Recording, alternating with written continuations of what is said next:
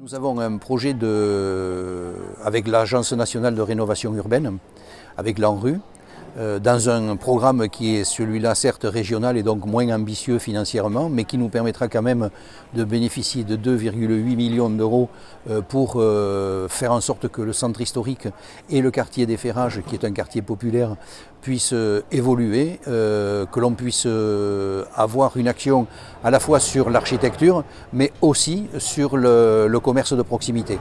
Et là, c'est très important.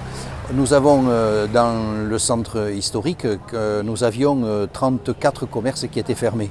Aujourd'hui, il en reste 8. Donc nous avons déjà bien progressé avec notre manager de centre-ville, mais aujourd'hui avec l'ANRU et puis aussi avec l'Action Cœur de Ville, puisque nous faisons partie des 222 villes en France qui ont été retenues dans cette action par le gouvernement, eh bien nous comptons aujourd'hui donner une autre dimension à notre commune. Et nous allons travailler sur sa redynamisation, mais aussi sur son image. Et parce que nous avions une image qui était un petit peu détériorée, et cette image est en train de reprendre une belle allure. Et nous avons d'ailleurs, ça se manifeste par des acquisitions, par des retours d'investisseurs.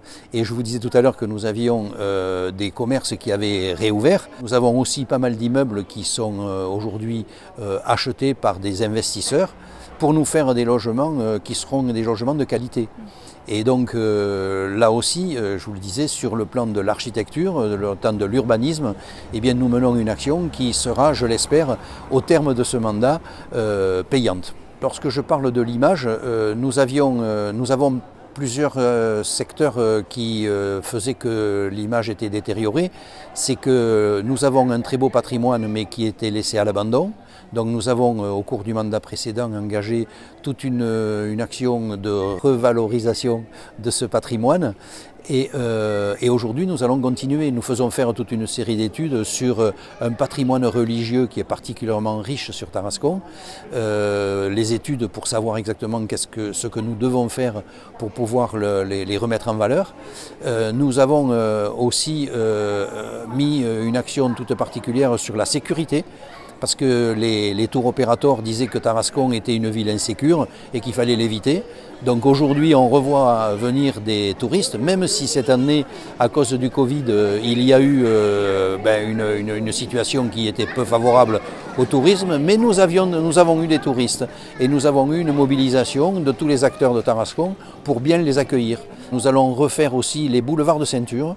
Nous ferons le boulevard Gambetta dans les semaines qui viennent, les travaux vont démarrer.